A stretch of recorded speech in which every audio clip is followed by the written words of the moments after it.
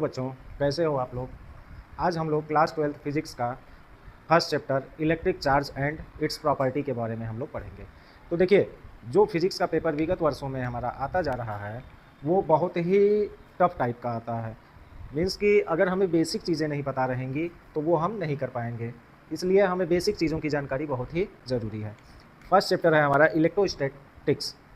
Electrostatics में हमारा पहला टॉपिक आता है इलेक्ट्रोस्टैटिक्स हमारा होता क्या है। तो जो भी हमारे चार्ज हैं वो चार्ज अगर रेस्ट में है, रेस्ट मीन्स कि अगर हम ये डस्टर है, इस डस्टर को हमने ऐसे रख दिया, ये मूव नहीं कर रहा है, तो जो नॉन मूवेबल पार्टिकल्स होंगे उसे हम कह सकते हैं रेस्ट में रहेंगे। तो जो भी चार्ज हमारे रेस्ट में रहेंगे वो हमारे आते हैं इलेक्ट्रोस्टैटिक्स में। इसके बाद हमारा आता है फर्स्ट टॉपिक हमारा आएगा इलेक्ट्रिक चार्ज। इलेक्ट्रिक चार्ज हमारा होता क्या है। तो कोई एक बॉडी है, उस बॉडी पे अगर हमारा इलेक्ट्रोस्टैटिक फोर्स अप्लाई हो रहा है जिसके कारण हमें अट्रैक्शन या रिपल्सन आ रहा है बॉडी पे, इलेक्ट्रोस्टैटिक फोर्स अट्रैक्शन या रिपल्सन किसी बॉडी पे आ रहा है, तो उससे जो हमारा जनरेट होगा वही हमारा क्या कहलाएगा, इलेक्ट्रिक चार्ज कहलाएगा। अब चार्ज क्या होता है, देखिए, the property of a body due to which it can exert करता है फोर्स को, और जो फोर्स एग्जर्ट करेगा वो इलेक्ट्रोस्टैटिक फोर्स होगा। तो इलेक्ट्रोस्टैटिक फोर्स ऑफ अट्रैक्शन और रिपल्सन ऑन अनदर बॉडी।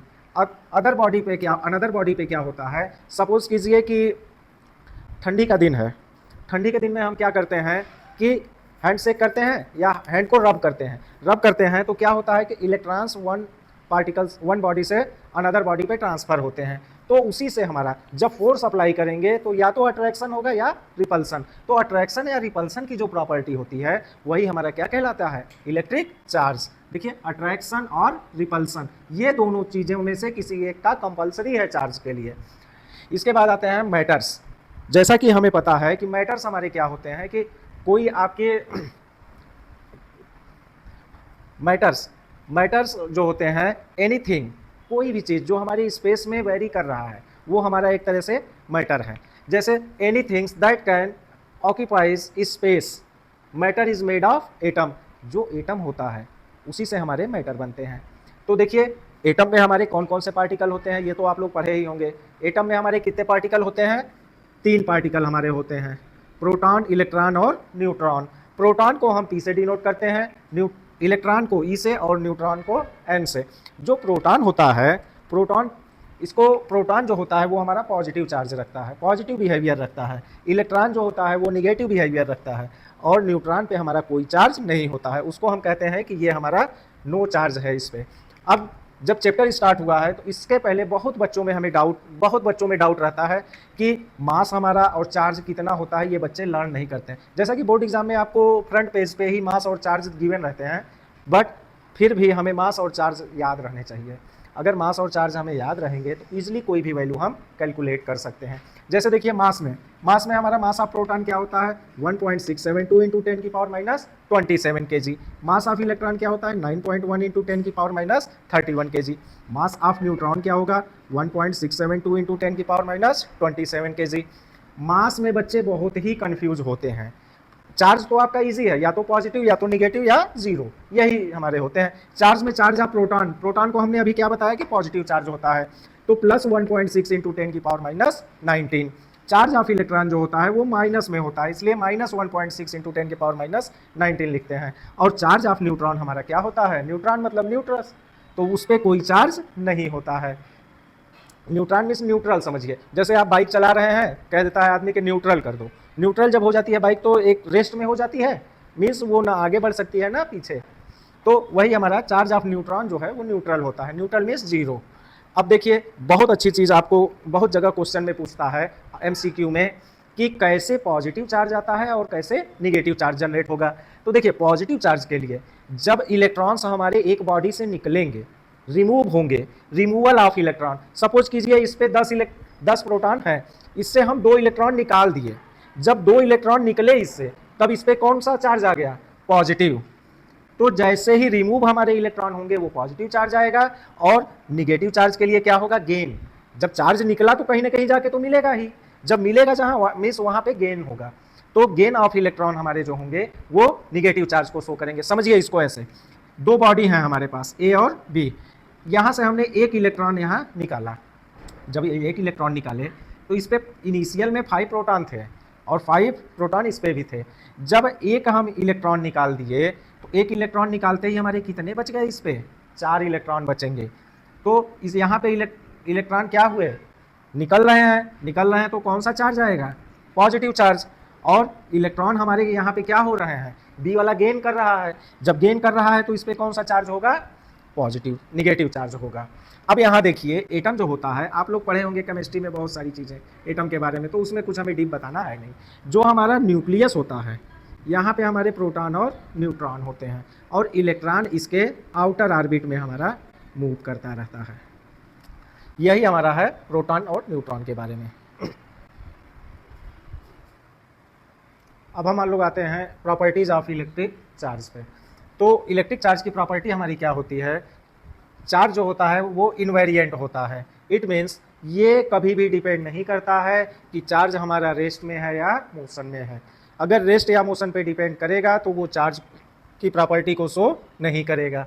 दूसरी प्रॉपर्टी होती है, जो चार्ज होता है वो एल्जेब्रिक सम को डिनोट करता है। इट मीन्स जैसे कोई हमारा रिजिड बॉडी है या कोई भी बॉडी आप ले लीजिए, इस पे बहुत सारे इलेक्ट्रॉन्स हैं, 1 इलेक्ट्रॉन, 2 इलेक्ट्रॉन, 3 इलेक्ट्रॉन, 4 इलेक्ट्रॉन, बहुत सारे इलेक्ट्रॉन्स हैं। तो जब हम इनका अलजेब्रिक टोटल चार्ज अगर हमें निकालना होगा तो इनको हम क्या करेंगे, 1 electron plus 2 electron plus 3 plus 4 सबको ऐड कर देंगे।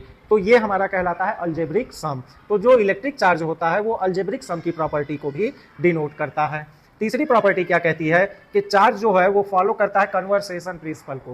कन्वर्सेशन ऑफ एनर्जी जो होती है वो क्या होती है कि एनर्जी को neither create nor destroy, it can be change from one body to another body. तो उसी तरह हमारा चार्ज का भी कन्वर्सेशन होता है कि चार्ज को न तो हम क्रिएट कर सकते हैं और न ही डिस्ट्रॉय कर सकते हैं। It can be change one form to another form. इसके बाद नेक्स्ट आता है हमारा कि चार्ज जो है वो क्वांटाइजेशन प्रिंसिपल को, क्वांटाइजेशन समझिए। अब यहाँ आपने अभी तक जितने भी बातें सुनी होंगी चार्ज के बारे में, किसी ने ऐसा नहीं कहा होगा कि चार्ज 1/2 हो कि 2/4 हो। मीन्स फ्रैक्शनल फॉर्म में चार्ज आपका नहीं होता है। जो भी चार्ज आपका रहेगा इस फॉर्म में रहेगा, 1 इलेक्ट्रॉन 2 इलेक्ट्रॉन इस फॉर्म में। तो वही हम कहते हैं कि चार्ज जो होता है वो क्वांटाइज होता है। It means Q equal to हमारा क्या होता है फार्मूला, प्लस माइनस NE, जहाँ N हमारा नंबर ऑफ इलेक्ट्रॉन्स होते हैं और जो E होता है वो चार्ज ऑफ इलेक्ट्रॉन हमारे होते हैं। इसी पे हमारा एक क्वेश्चन अच्छा सा प्यारा सा बनता है कि 1 कूलम चार्ज में कितने इलेक्ट्रॉन्स होते हैं। तो देखिए 1 कूलम चार्ज है, Q की वैल्यू कितना आपको गिवन है 1 कूलम, N इक्वल टू आपको फाइंड आउट करना है। तो क्वांटाइजेशन का प्रिंसिपल क्या कहता है, Q इक्वल टू NE। हमसे पूछ क्या रहा है, नंबर ऑफ इलेक्ट्रॉन, तो N इक्वल टू क्या हो जाएगा, Q upon E। It means Q की वैल्यू हमें पता ही है, उल्टा हो गया है क्या, नहीं सही, Q की वैल्यू 1 इलेक्ट्रॉन है, 1 कूलम है और E की वैल्यू 1.6 × 10⁻⁹। इसको हम सॉल्व कर देंगे तो हमारे इतने नंबर ऑफ इलेक्ट्रॉन्स आ जाएंगे।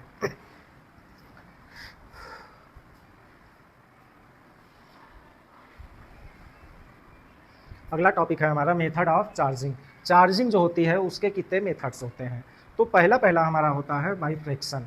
फ्रिक्शन में क्या होता है कि जब हम एक दूसरे हाथ को रब करते हैं, मीन्स एक दूसरे से कांटेक्ट होता है। सपोज कीजिए हम खड़े हैं एकदम, तो किसी सरफेस से हम टच में हैं इसीलिए खड़े हैं, तो उसी तरह हमारा फ्रिक्शन होता है। कोई चीज़ चार्जिंग करनी हो, जैसे ठंड, अभी हमने बताया था कि ठंडी के दिनों में क्या करते हैं कि हाथ बहुत ज़्यादा ठंड लगती है तो हम अपने हाथ को क्या करते हैं, रब करते हैं। तो जब रब करते हैं तो इससे हमारे इलेक्ट्रॉन्स क्या होते हैं, ट्रांसफ़र होते हैं, जिससे हमारा क्या होता है, चार्ज जनरेट होता है। तो ये चार्जिंग का पहला मेथड होता है बाई फ्रिक्शन। फ्रिक्शन मीन्स क्या होता है कि एक दूसरे के कांटेक्ट में आना। दूसरा मेथड हमारा कहलाता है बाई कंडक्शन। अब देखिए कंडक्शन में क्या है कि 2 पार्ट आपको दे दिए गए, ये 2 आपके पास गोल स्फीयर्स हैं। तो देखिए A और B आपके 2 स्फीयर हैं, एक पे चार्ज Q है, दूसरे पे भी चार्ज Q है। तो जब इनको हम कांटेक्ट में लाएंगे, क्या करेंगे, कांटेक्ट में जब दोनों को चार्ज को लाएंगे तो ये दोनों चार्ज हमारे क्या होते हैं, एक दूसरे से जुड़ जाते हैं, जिसके कारण ये हमारा Q होता है, ये भी Q है। जब सेपरेट करते हैं दोनों को तो इस पे भी हमारा कितना चार्ज आ जाता है, तो इस पे हमारा क्या होता है, मीन निकलता है। Means Q plus Q by, ये Q1 कह दीजिए, ये Q2, ये अच्छा रहेगा, Q1 प्लस Q2 बाई 2। तो जब ये सेपरेट होंगे ये इस पे हमारा चार्ज क्या आ जाएगा Q1 प्लस Q2 बाई 2, और इस पे भी क्या चार्ज आ जाएगा Q1 प्लस Q2 बाई 2। तो ये कंडक्शन में होता है कि जब दो हमारे कंडक्टर हैं और उनको आपस में कांटेक्ट कर रहे हैं फिर हटा रहे हैं, तो जो चार्ज जनरेट होगा वो हमारा कंडक्शन मेथड से होता है, बाई टचिंग। एक दूसरे को बिना टच किए अगर हम चार्ज जनरेट कर देंगे तो वो इंडक्शन मेथड हो जाता है। तो थर्ड मेथड हमारा होता है बाई इंडक्शन। इंडक्शन में क्या होता है कि विदाउट टचिंग, अभी हम लोग एक चैप्टर आगे पढ़ेंगे फर्स्ट बुक का ही पार्ट 1 में ही, इलेक्ट्रोमैग्नेटिक इंडक्शन। तो वहाँ भी हम ईएमएफ जनरेट करते हैं, तो वो विदाउट टचिंग जो म्यूचुअल इंडक्शन होता है, एक हमारा जो कंडक्टर होता है उसके इफेक्ट से दूसरे पे चार्ज जनरेट करते हैं। तो यहाँ पे भी यही चीज़ है कि किसी को कांटेक्ट में लाए बिना, किसी चीज़ को कांटेक्ट में लाए बिना अगर हम चार्ज जनरेट कर दे रहे हैं तो वो हमारा कहलाता है, वो इंडक्शन मेथड होता है। अब इसका एग्जांपल समझिए। सपोज कीजिए हमने एक कॉम्ब लिया, उस कॉम्ब को हमने रगड़ा और अपने हाथों के बॉल पे या ये वाले बॉल पे अगर हम ऐसे ऐसे उसके सामने ले जाते हैं तो वो क्या होते हैं कि जो हमारे हेयर हैं वो ऊपर की तरफ उठने लगते हैं। तो क्या हुआ कि चार्ज तो इस पे हमारा जनरेट हुआ, ये चार्ज क्या किया कि अपोजिट चार्ज पाया, तो ये इसे क्या किया, अट्रैक्ट करने लगा। देखिए इक्वल एंड अपोजिट चार्जेस, मतलब कि जो भी चार्ज अगर इस पे पॉजिटिव आया तो इस पे क्या होना चाहिए, नेगेटिव चार्ज रहेगा, तो ये इजिली इसको अपनी तरफ अट्रैक्ट करने लगेगा। तो यही हमारी चार्जिंग के 3 मेथड्स थे। अच्छा, यहाँ पे एक हमें क्वेश्चन बनता है, बहुत बार लोग पूछे, एग्जाम में भी आया है कि अगर हम नॉर्मल अपने कागज़ लें और कागज़ के बहुत छोटे छोटे टुकड़े कर दें और उन्हें बालों में डाल दें, उसके बाद एक कॉम्ब को हम चार्ज करके ऐसे घुमाएं, तो जितने भी जो हमारे कागज़ के छोटे छोटे पार्टिकल्स रहेंगे उस कॉम्ब की हेल्प से ईजिली निकल जाते हैं। बट अगर हम उस कागज़ को सिर पे डाल के बाहर बारिश हो रही है वहाँ जाएं और आए फिर उसको कॉम्ब से निकालें तो ईजिली नहीं निकलते हैं। उसका यही रीज़न होता है कि वहाँ पे दोनों की जो चार्ज होते हैं वो सेम हो जाते हैं, एक दूसरे के अपोजिट नहीं रहते हैं, जिस कारण से वहाँ इंडक्शन की प्रॉपर्टी नहीं लग पाती है और भीगे बालों में ईजिली हमारे वो पार्टिकल्स नहीं निकल पाते हैं।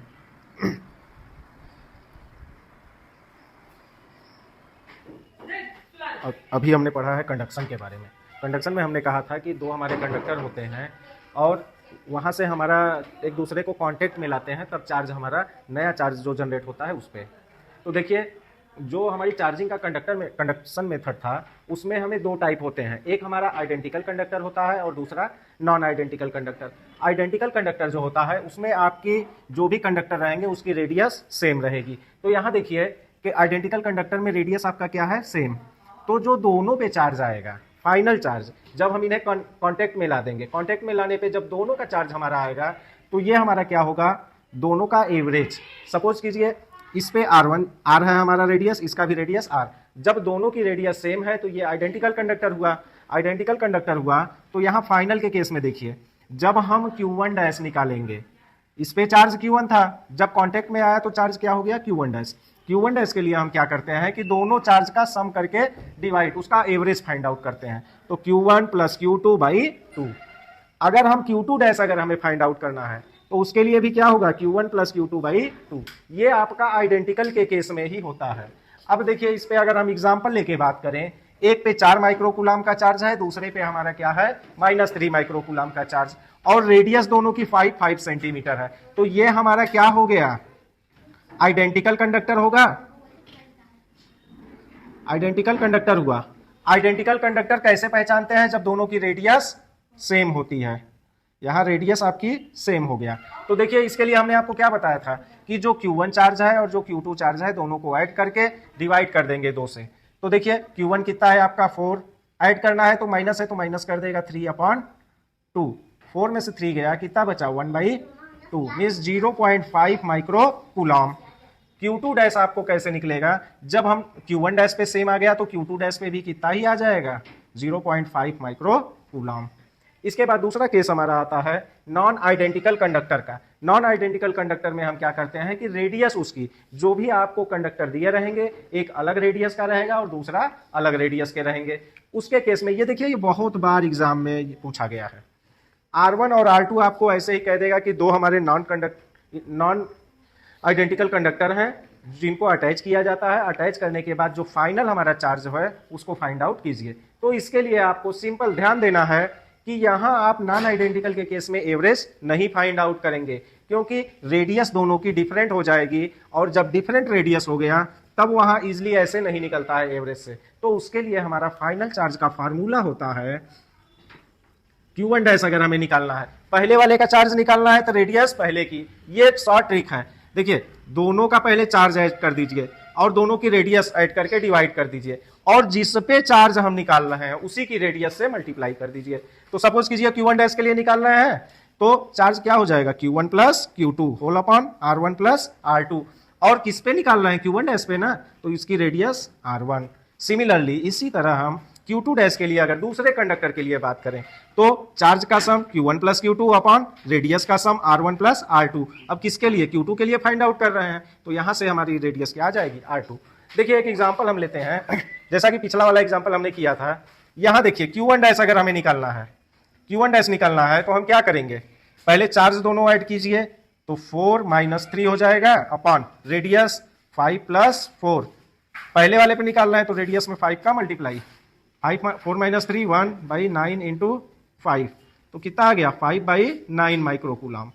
Q2 डैश हमें फाइंड आउट करना होगा, तो क्या लिखेंगे, Q1 प्लस Q2 सेम वही रहेगा अपॉन रेडियस दोनों का सेम, रेडियस में यहाँ कितने का मल्टीप्लाई होगा, 4 से, तो क्या हो जाएगा 1/9 इंटू 4, इट मीन्स 4/9 माइक्रोकूलम। इस केस में आपको ध्यान देना है कि दोनों चार्ज हमारे जो फाइनल चार्ज आ रहे हैं वो सेम नहीं होंगे। रुक जाओ। नेक्स्ट हमारा है कूलॉम्स लॉ। कूलॉम्स लॉ जानने से पहले हम लोग क्लास 11th में चलते हैं। 11th में हम लोगों ने पढ़ा होगा कि ग्रेविटेशन में ग्रेविटेशनल लॉ, ये हमारा m1 और m2 दो मास होते थे, इनके बीच की डिस्टेंस हमारी r होती थी। तो यहाँ से हमने पढ़ा था ग्रेविटेशनल लॉ में F इक्वल टू यहाँ से हमारा क्या हो जाता था, g m1 m2 upon r square, where g हमारा क्या था, ग्रेविटेशनल कांस्टेंट। तो सिमिलरली जो हमारा कूलॉम्स लॉ है वो भी हमारा सिमिलर ग्रेविटेशनल लॉ की तरह ही है। तो इसमें क्या होते हैं कि दो आपको चार्ज दिए रहते हैं और उनके बीच वो एक दूसरे से सेपरेट डिस्टेंस r पे रखे होते हैं। तो क्या होता है, देखिए F जो हमारा फोर्स लगेगा, अब ये देखिए यहाँ दोनों पॉजिटिव हैं, तो इस पॉजिटिव के कारण फोर्स किधर जाएगा, बाहर की तरफ। ये पॉजिटिव है तो फोर्स किधर की तरफ जाएगा, बाहर की तरफ। अगर ये पॉजिटिव निगेटिव रहते तो फोर्स अंदर की तरफ आता। तो यहां से देखिए हमारा क्या कहता है Coulomb's law, according to this law electric force between two charges, इन दोनों के बीच में जो हमारा फोर्स लग रहा है is directly proportional to product of magnitude of charges. Product of magnitude of charges, ये देखिए चार्ज Q1 है Q2 है, तो इन दोनों का प्रोडक्ट कर दिए, वो क्या है, डायरेक्टली प्रोपोर्शनल है। और इसके बाद हमारा जो था inversely proportional to square of the distance between two charges, इन दोनों के बीच हमारी जो डिस्टेंस है ये r के स्क्वायर का इनवर्सली प्रोपोर्शनल होता है। तो 1/r स्क्वायर इनवर्सली प्रोपोर्शनल है F से। यहां से देखिए इन दोनों को हम मिला दें, तो इक्वेशन 1 और 2 को मिलाए तो फोर्स यहां भी है, फोर्स यहां भी है, तो ओनली फोर्स हमारा क्या हो जाएगा, Q1 Q2 upon r square, Q1 Q2 upon r square हो गया। अब F इक्वल टू जब ये प्रोपोर्शनलिटी हटाएंगे तो हमारा एक कांस्टेंट आता है K, जिसे हम कहते हैं इलेक्ट्रोस्टैटिक फोर्स कांस्टेंट। क्या कहते हैं, इलेक्ट्रोस्टैटिक फोर्स कांस्टेंट। अब ये जो K की वैल्यू है ये यूनिवर्सल होती है, ये हमेशा फिक्स है। K इक्वल टू होता है 1/4 pi epsilon naught equal to 9 into 10 की पावर 9 न्यूटन मीटर स्क्वायर पर कूलॉम स्क्वायर, ये K की वैल्यू होती है। अब चाहे तो हम F इक्वल टू K के प्लेस पे क्या लिखते हैं, 1/4 pi epsilon naught Q1 Q2 by r square. यही आपका कूलॉम्स लॉ है। इसमें एक चीज आपको देखने को मिली होगी, नई चीज, एप्सिलॉन नॉट, इसको बोलते हैं एप्सिलॉन नॉट। ये जो होती है ये परमिटिविटी होती है फ्री स्पेस में। जैसे फ्री स्पेस है उसमें हमें कोई डाइलेक्ट्रिक कांस्टेंट लेना होता है तो उसके लिए हम एप्सिलॉन नॉट लेते हैं। तो ये परमिटिविटी होती है फ्री स्पेस की। इसकी भी वैल्यू आपकी यूनिवर्सल होती है 8.85 इंटू 10 की पावर -12। अब आपको एग्जाम में कहीं कहीं पूछ देता है एप्सिलॉन नॉट की डायमेंशन क्या होगी या एप्सिलॉन नॉट की यूनिट क्या होगी। तो देखिए एप्सिलॉन नॉट की डायमेंशन और यूनिट हम कैसे फाइंड आउट करते हैं, सिंपल है एकदम। यहां देखिएगा हमें क्या फार्मूला पता है, F equal to 1/4 pi epsilon naught Q1 Q2 upon r square. तो यहां से देखिए क्या होगा, एप्सिलॉन नॉट को हम यहाँ 4 पाई एप्सिलॉन नॉट पूरा ले जाएं तो क्या होगा Q1 Q2 by F into R square. 4 pi हमारा कांस्टेंट है तो इसकी कोई वैल्यू यूज नहीं होगी, तो एप्सिलॉन नॉट इक्वल टू क्या हो जाएगा, देखिए Q1 क्या है, कूलॉम्स है, Q2 भी कूलॉम है, फोर्स की यूनिट न्यूटन, डिस्टेंस की मीटर स्क्वायर, तो क्या हो जाएगा कूलॉम स्क्वायर पर न्यूटन मीटर स्क्वायर। परमिटिविटी की हमेशा पूछता है ऑप्शनल में कि इसकी आपको यूनिट क्या होगी, डायमेंशन अगर हमें फाइंड आउट करना हो, डायमेंशनल फार्मूला।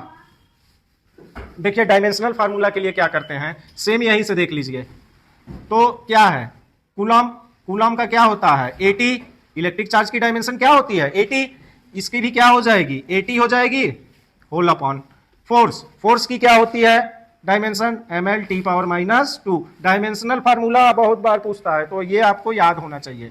r क्या है डिस्टेंस, डिस्टेंस का l स्क्वायर, ये आपका क्या हो जाएगा a square t square whole upon m1 एक ही है तो m l कितना है 3 हो जाएगा t -2। अब ये सारे हमारे ऊपर जाएंगे तो ये हम देखिए ऊपर एक ही है तो m पावर -1, l कहीं है एक ही है तो l पावर -3, ये t ऊपर जाएगा, ये t ऊपर जाएगा तो पहले तो a स्क्वायर लिख दें फिर t पावर 4, ये हमारा डायमेंशनल फार्मूला होता है परमिटिविटी का। अब कूलॉम्स लॉ जो होता है उसकी कुछ लिमिटेशन हमारी होती हैं। पहली लिमिटेशन होती है कि जो कूलॉम्स लॉ होता है वो वैलिड होता है ओनली पॉइंट चार्जेस के लिए, मीन्स कि अगर हम देखते हैं कभी भी चार्जेस की वैल्यू हमें micro Coulomb and nano Coulomb में दी रहती है या कूलॉम्स में दी रहती है, तो ये जो चार्जेस होते हैं वो हमारे बहुत ही छोटे चार्जेस होते हैं, इसलिए जो कूलॉम्स लॉ होता है वो हमेशा वैलिड होता है पॉइंट चार्ज के लिए। दूसरा होता है लिमिटेशन कि जो कूलॉम्स लॉ है वो हमेशा रेस्ट चार्ज पे अप्लाई होता है, अगर चार्ज मूव कर रहा है तो कूलॉम्स लॉ अप्लाई नहीं होगा। थर्ड और मेन है हमारा कि जो दोनों चार्जेस के बीच की डिस्टेंस होती है, ये जो डिस्टेंस होती है ये डिस्टेंस हमारी बहुत ही कम होनी चाहिए, मतलब कि फर्मी में ये हमारी आती है, तो क्या है Coulomb's law is only valid for distance greater than few Fermi. एक फर्मी में हमें पता है कि 10 की पावर -15 मीटर होता है, समझिए अगर हम इसकी लेंथ कहें तो ये हमारा सेंटीमीटर में आएगा, तो आप समझिए कि फर्मी में सेंटीमीटर के लिए 10 पावर -2 होता है, अगर हमें फर्मी में करना है तो वही -2 को -15 तक ले जाना रहेगा, तो -15 तक जाने के लिए ये बहुत ही माइनर सी डिस्टेंस होती है जो हम इजिली विजिबल नहीं कर सकते हैं। जैसे एटम्स हैं हमारे, तो एटम्स के लिए क्या होता है कि एटम्स को हम इजिली तो सीन कर नहीं सकते, तो उनके बीच की जो डिस्टेंस है वो हमारी कूलॉम्स लॉ उस पर फॉलो होता है। इसके बाद हमारा नेक्स्ट टॉपिक आता है vector form of Coulomb's law. Vector form of Coulomb's law दो तरीके से पूछता है, पहले तो डायरेक्ट पूछ देगा कि वेक्टर लॉ क्या होता है कूलॉम्स लॉ का ये बताइए, या फिर हमसे पूछता है कि to prove that Coulomb's law is suppose, जो कूलॉम्स लॉ है वो फॉलो करता है न्यूटन्स थर्ड लॉ को, तो हमें पता होना चाहिए कि न्यूटन्स थर्ड लॉ होता क्या है। Newton's third law action reaction होता है, जितना हम एक्शन करते हैं उसके ठीक अपोजिट डायरेक्शन में उतना ही रिएक्शन होता है। सपोज कीजिए ये वॉल है, इस पे हमने फोर्स अप्लाई किया तो ये वॉल भी हमारे ऊपर उतना ही फोर्स अप्लाई करेगी, तो ये न्यूटन्स थर्ड लॉ होता है। तो जो कूलॉम्स लॉ होता है वो न्यूटन्स थर्ड लॉ को फॉलो करता है, ये भी हमसे पूछा जाता है। देखिए इसके लिए क्या होता है, हमने दो एक्सिस एक्स वाई प्लेन ले लिया, यहां से हमने कहा कि एक चार्ज हमारा Q1 है और दूसरा चार्ज Q2 है। अब ध्यान दीजिएगा दोनों चार्ज हमारे पॉजिटिव हैं, ठीक। यहां से क्या होगा, Q1 चार्ज है तो उसके बीच की डिस्टेंस हमारी R1 वेक्टर, और Q2 चार्ज है इस कारण से उसके बीच की डिस्टेंस R2 वेक्टर है। और ये जो है यहां पे देखिए दोनों आपके वेक्टर आएंगे, R12 भी आएगा और R21 भी आएगा, तो इसमें हमें कंफ्यूज नहीं होना है। ये देखिए चाहे इधर से ये डिस्टेंस लीजिए चाहे इधर से ये डिस्टेंस लीजिए, दोनों डिस्टेंस हमारी क्या होगी, सेम होगी, तो ये R के इक्वल हो जाती है, ठीक। अब देखिए यहाँ पे हम कर रहे हैं कूलॉम्स लॉ अप्लाई कर रहे हैं, इस Q2 पे Q1 के कारण फोर्स क्या लगेगा, ये देखिए Q2 इधर आया तो F2 हमारा फोर्स आया, अब Q1 भी क्या कहेगा तुम जाओ इधर ही, ये इसको अपनी तरफ बुलाएगा, तो फोर्स क्या लगेगा F21। इस पे अगर Q1 पे हमें लगाना है तो इसके इफेक्ट से आ रहा है ना, तो F12। Force on Q2 by Q1 is F21। हमें कूलम्स लॉ क्या पता है कि F इक्वल टू होता है 1 बाई के Q1 Q2 by R square, यही होता है। तो हमने कह दिया के Q1 Q2 by R square. जब हम ये लेते हैं तो यूनिट वेक्टर हमारा आता है। जब वेक्टर फॉर्म में इसको दिखाएंगे तो एक हमारा यूनिट वेक्टर आता है। 11th में हम लोग पढ़े रहे होंगे unit vector n cap equal to vector n upon mod n, ये फार्मूला होता था। तो यहां देखिए इसी यूनिट वेक्टर को हम चेंज करेंगे, ये यूनिट वेक्टर चेंज होगा इसके फॉर्म में, तो क्या हो जाएगा vector n upon mod n। तो वेक्टर n आपका क्या है r12 है, तो r12 का वेक्टर अपॉन r12। तो यहां से देखिए r12 क्या है distance between coulomb r1 to r2, जो r1 और r2 है ये हमारा सेम है यहाँ ना, तो इसके प्लेस पे हम डायरेक्ट r लिख सकते हैं। तो हमने r12 अभी रखा है, तो क्या हो जाएगा ये हुआ। अब देखिए ये 2 है और ये 1 है, तो दोनों का मल्टीप्लाई होगा तो कितना हो जाएगा 3 हो जाएगा, ये हमारा आ गया। इसके बाद F21 इक्वल टू के Q1 Q2 by are cube, यहाँ हमने किया क्या जो R12 है उसको लेट कर लिया R के, तो ये क्या हो गया R क्यूब हो गया इनटू एक चीज आप लोग पढ़े होंगे position vector, R A B को हम क्या लिखते थे R B minus R A, R A minus R B.